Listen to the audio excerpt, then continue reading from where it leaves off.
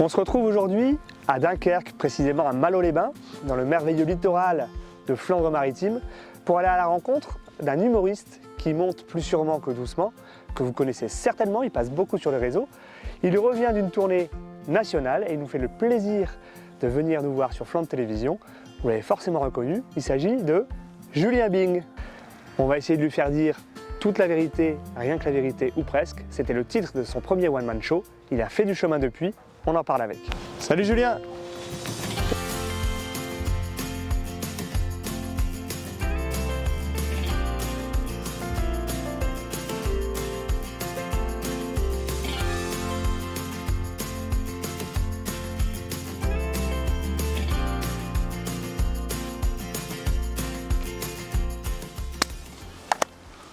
Bravo. Action! Là ça tourne, on peut faire des blagues. Salut Julien. Salut Bastien! Non, je rigole.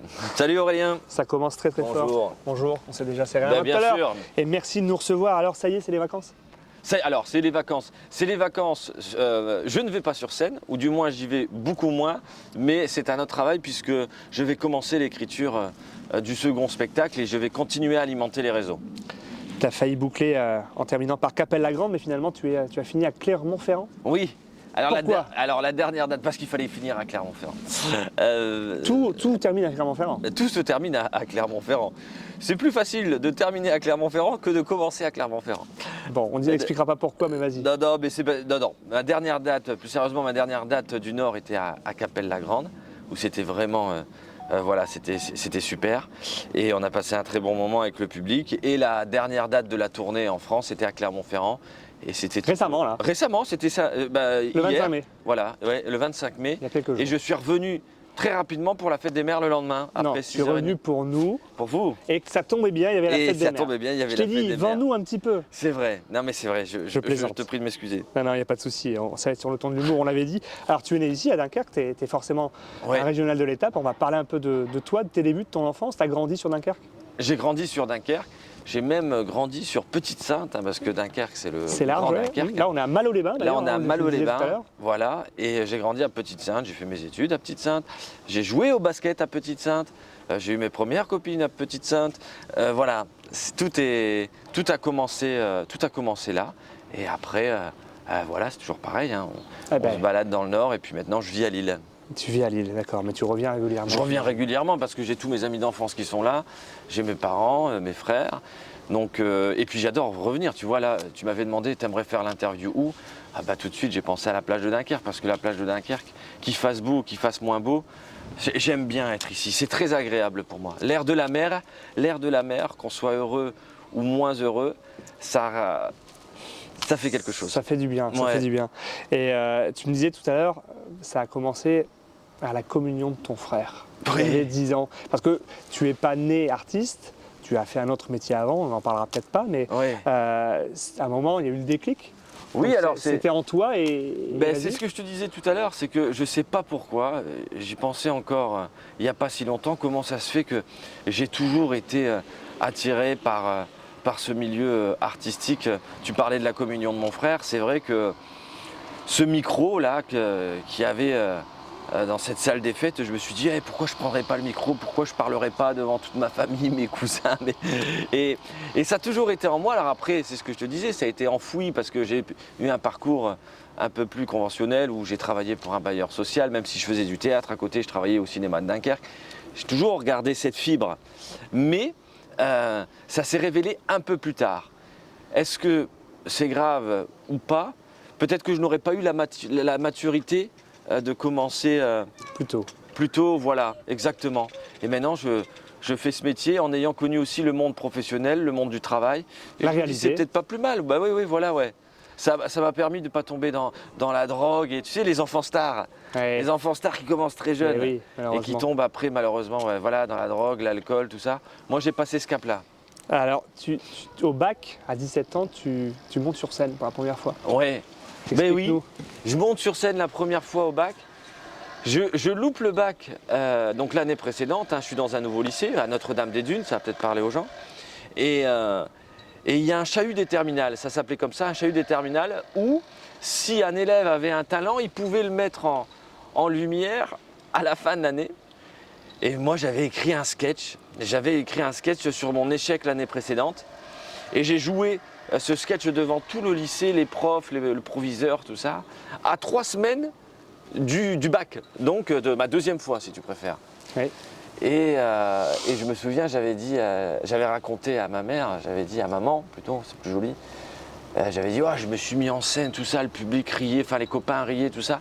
Et elle m'avait dit, Super. super, mais veille quand même que tu aies le bac cette année parce que ça serait quand même dommage que tu refasses un sketch sur ton deuxième échec.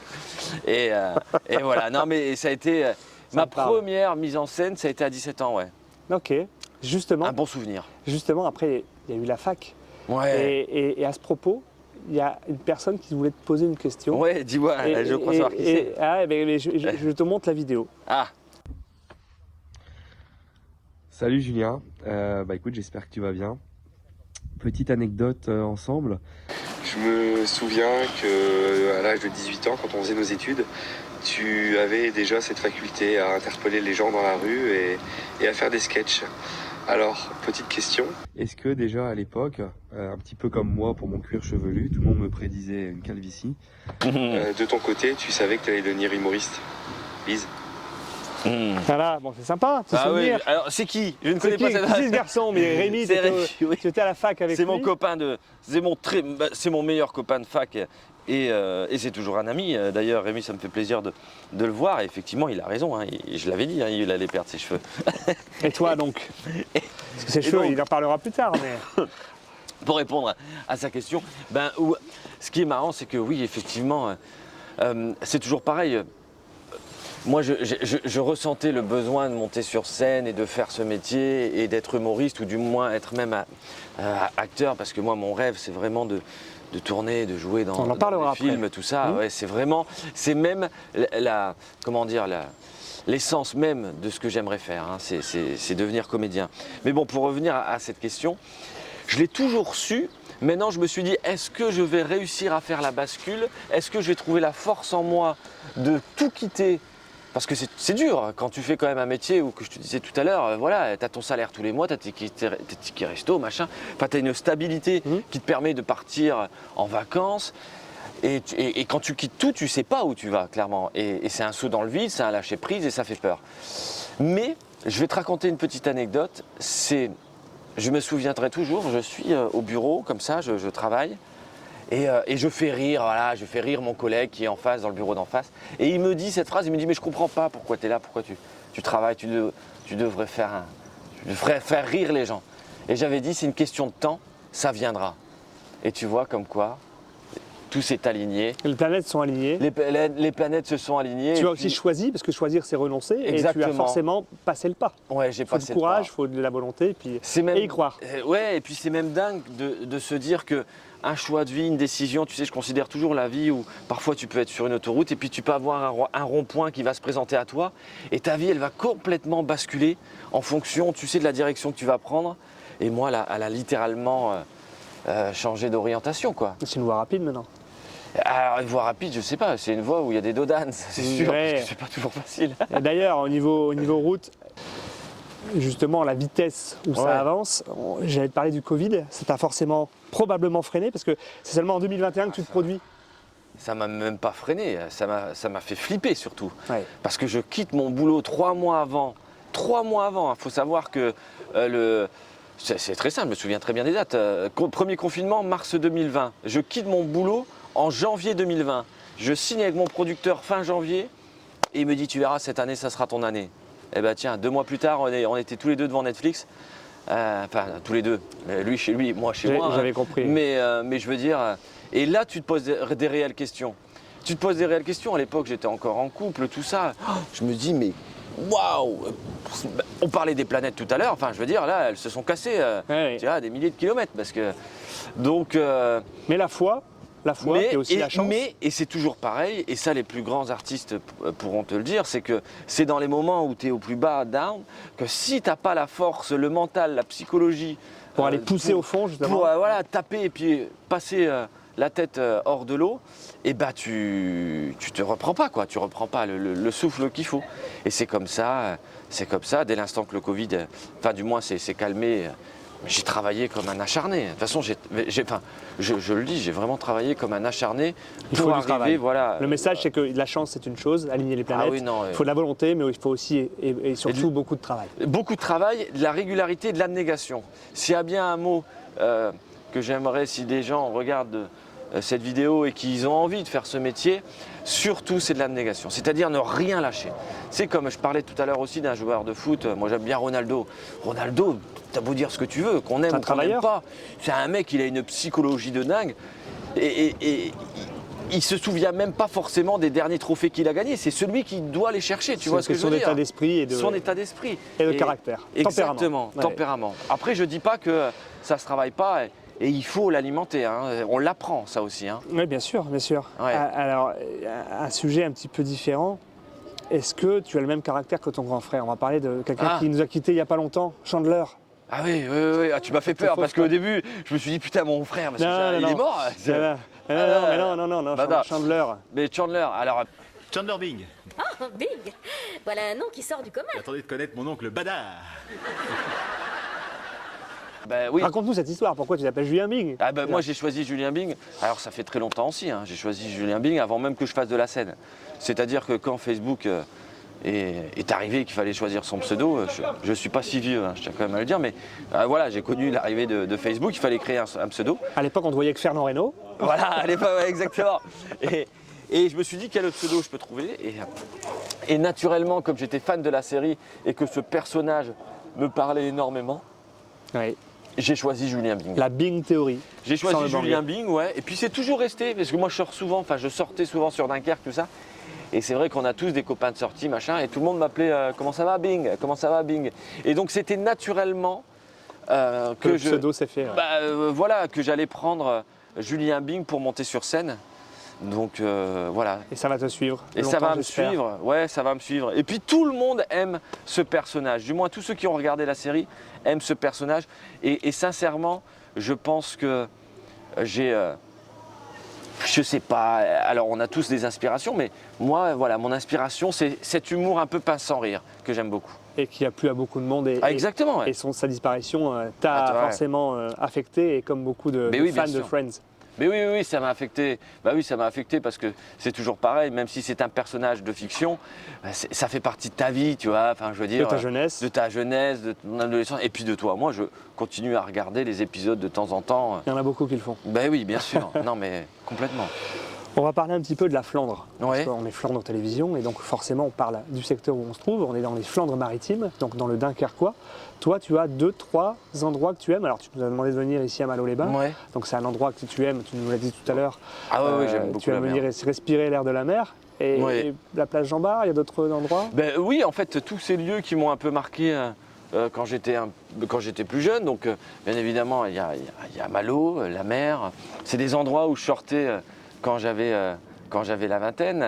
Tu vois, c'est tout des... avant-hier. Ouais, avant-hier, voilà. Et c'est enfin, je veux dire, j'ai des moments de vie ici incroyables. Je courais, moi, sur la plage, parce que j'ai eu un moment où j'étais jogger. Des fois, ça s'arrête, ça. Hein. Oh, tu dis, putain, je vais faire un marathon. Et puis, 4-5 mois après, tu dis, oh, je peux pas faire le marathon. Je vais continuer à courir comme ça, par plaisir. Je vais faire une marche voilà. par du cœur, c'est très bien. Mais grave. Mais voilà, donc, il y a Malo, il y a Dunkerque. Et puis... même de façon générale, c'est un peu le nord, quoi, tu vois, c'est un peu la Belgique, c'est le Frankook, c'est ces endroits que j'aime beaucoup. Je suis originaire de Dunkerque, près de Los Angeles, et maintenant j'habite à Lille, dans l'Illinois. Tout le monde connaît Dunkerque? Dunkerque, notre belle plage de sable blanc, avec notre mer bleu turquoise. Bah oui, elle est bleue, faut juste nager longtemps. Quand tu commences à arriver près des côtes mexicaines, tu peux voir tes pieds. Alors oui, c'est vrai, on ne s'est pas fait attribuer par le Conseil national des villes fleuries les 4 petites fleurs que vous voyez sur le panneau des villes.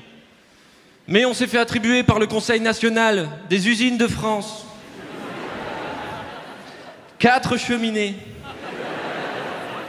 Et Bernard, le syndicaliste, était très content parce qu'il a déclaré à France 3 régional, l'année prochaine, on vise la 5e cheminée. Et il l'a eu, Bernard, sa 5e cheminée, quand il s'est fait incinérer.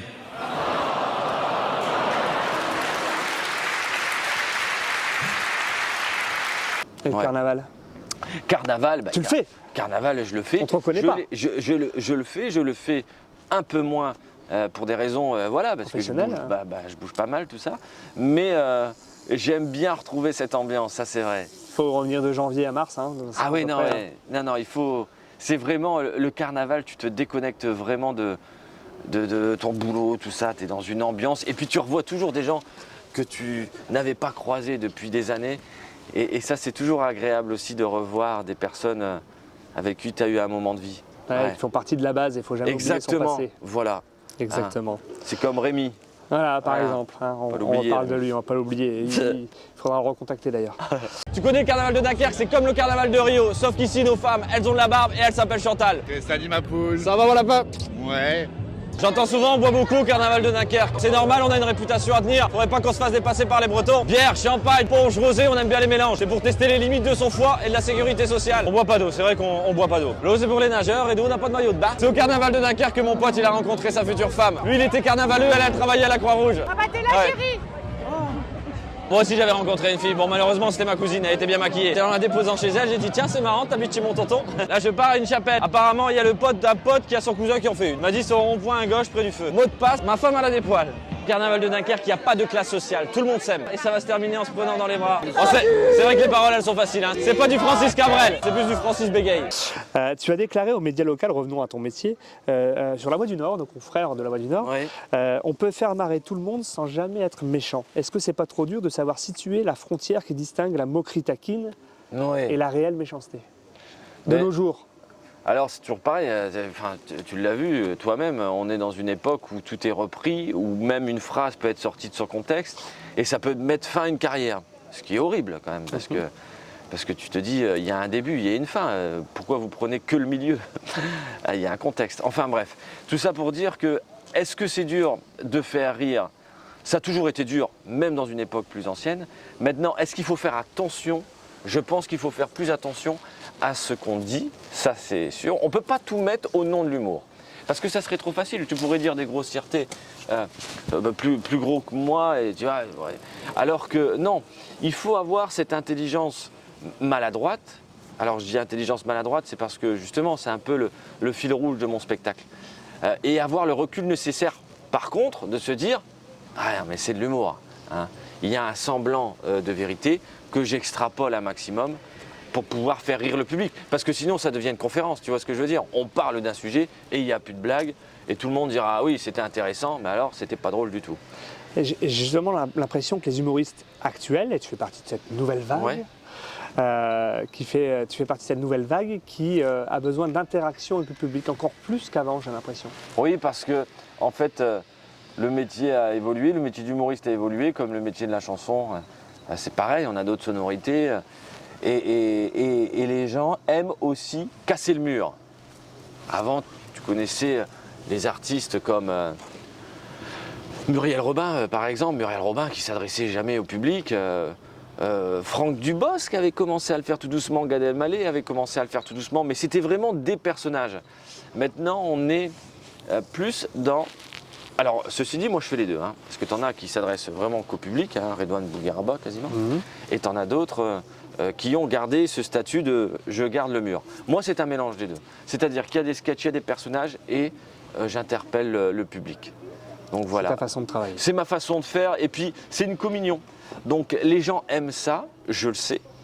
Mais moi, j'oublie pas aussi que j'ai du texte. Tu vois ce que je veux dire? Et que T'as un fil rouge quand même à te j'ai dire. un fil rouge, j'ai une Mais histoire. ça rebondit avec le public. Voilà, parce que sinon, Julien Bing, c'est un géo, c'est un gars qui travaille au Club Med. Tu vois ce que je veux dire? Si j'arrive, j'ai le micro et hey, comment tu t'appelles, qu'est-ce que tu fais? Et toi, ça fait combien de temps que tu es en couple? Et toi, t'as fait quoi aujourd'hui? Les gens, ils vont se dire, oh, on a rigolé, mais on n'a parlé que de nous au final. C'est ça. Qu'est-ce qu'il a, Quoi, sa à nous matière. dire? Voilà. D'accord. Donc, c'est les deux. Son premier amour, sa première fois, on se souvient tous de sa première fois. Johan, tu te souviens de ta première fois? Moi aussi, je sais te mettre mal à l'aise, Johan. Moi aussi. Alors, tu l'as fait où la première fois? Papa, il a envie de savoir. Est-ce que c'était dans sa voiture? Le papa, c'est ton papa. T'as quel âge, Johan? 22 ans, toi, hein, tu m'as dit? 22 ans. Première fois, environnement, c'était? L'environnement, Ouais. c'est une maison. Une maison. La maison de papa. Est-ce que c'était la chambre de papa? C'est ce que j'aimerais savoir, et papa aussi apparemment. Parce que je suppose que t'as pas de maison à 22 ans, Johan. Dommage. Tiche de toi? Alors, c'est ce qui est marrant, c'est qu'il y a des sketchs que parfois j'aime plus jouer que d'autres, mais ça peut changer. Suivant, voilà. Là, ouais. J'ai joué à Clermont-Ferrand il y a quelques jours. Ben, j'ai pris énormément de plaisir à jouer le sketch. J'ai un sketch où je raconte ma première fois, ma première fois avec mon premier amour. Ouais. Puis, je sais pas, j'ai pris énormément de plaisir. J'ai même trouvé une nouvelle petite vanne à l'intérieur. Ça dépend. Dans l'ensemble, je suis plutôt fier. Alors, il n'y a rien de prétentieux à dire ça, mais c'est mon petit bébé, tu vois, ce premier spectacle. Bien sûr. Donc, quelque part, j'aime jouer tous les sketchs et j'essaie toujours de me dire, joue-le comme si c'était la première fois. Ça, c'est hyper important. Pour rester authentique. Pour rester authentique et puis pour garder cette énergie, tu vois, parce que si tu commences à te dire, ça commence à me fatiguer ce sketch-là, et ben tu joueras moins bien, les gens riront moins bien. Tu vas Voilà, le torcher, ouais. quoi. Ben voilà, exactement. Alors on enchaîne les petites salles, on passe sur des radios, Ouais. on passe aussi à la télé, la première chaîne de France. Ouais. C'est quoi la suite? Ben, la suite, si tu l'as, j'aimerais bien la voir. Parce que. T'es sûr? Ouais.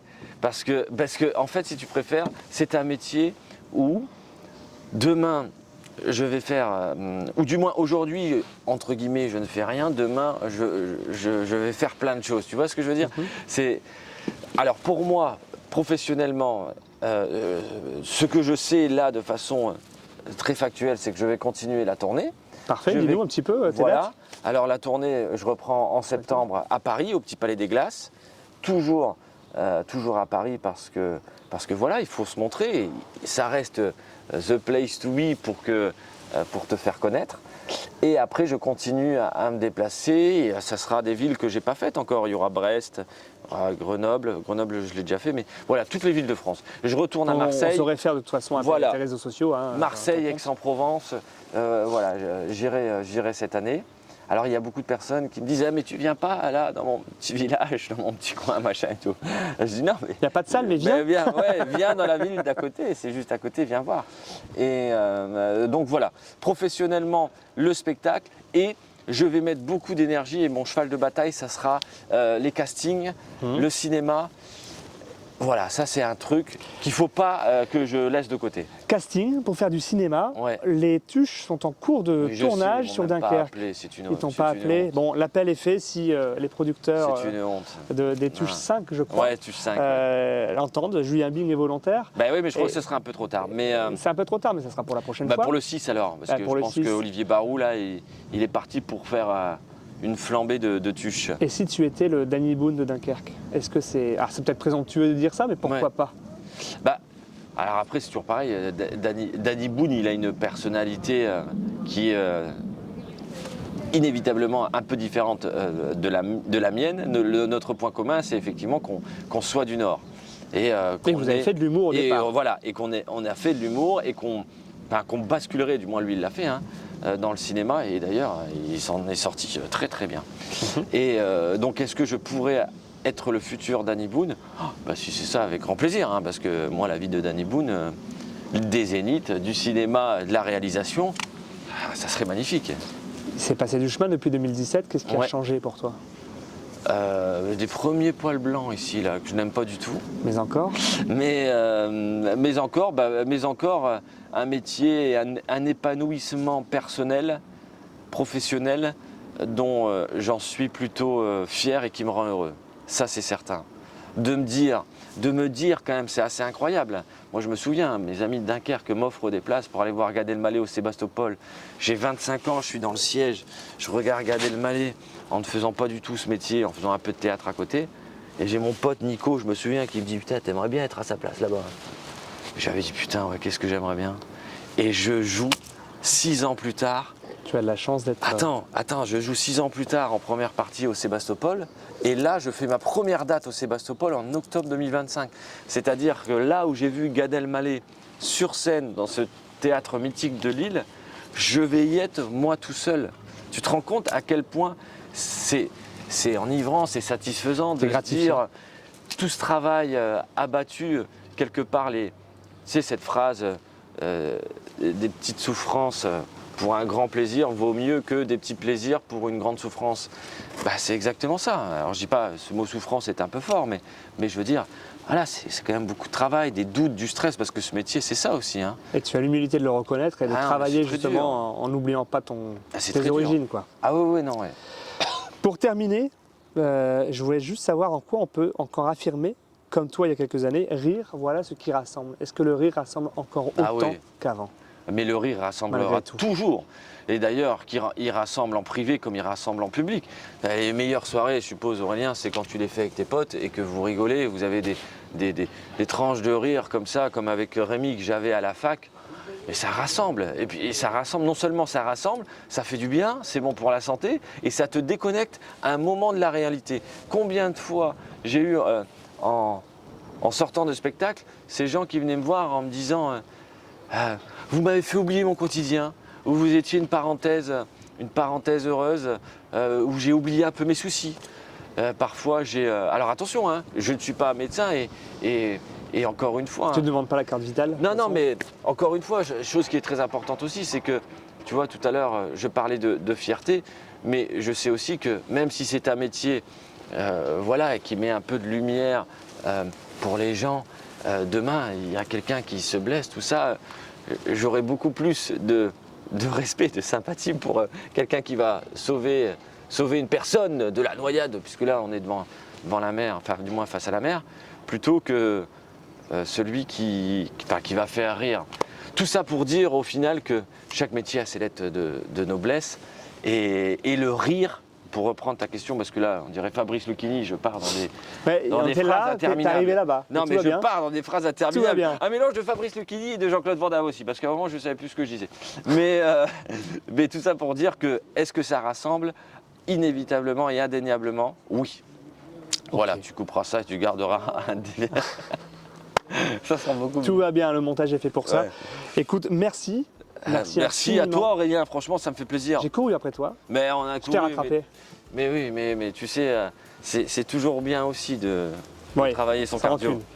Merci Aurélien, franchement, on se salue comme Johnny, ça c'est cool. Allez, à bientôt.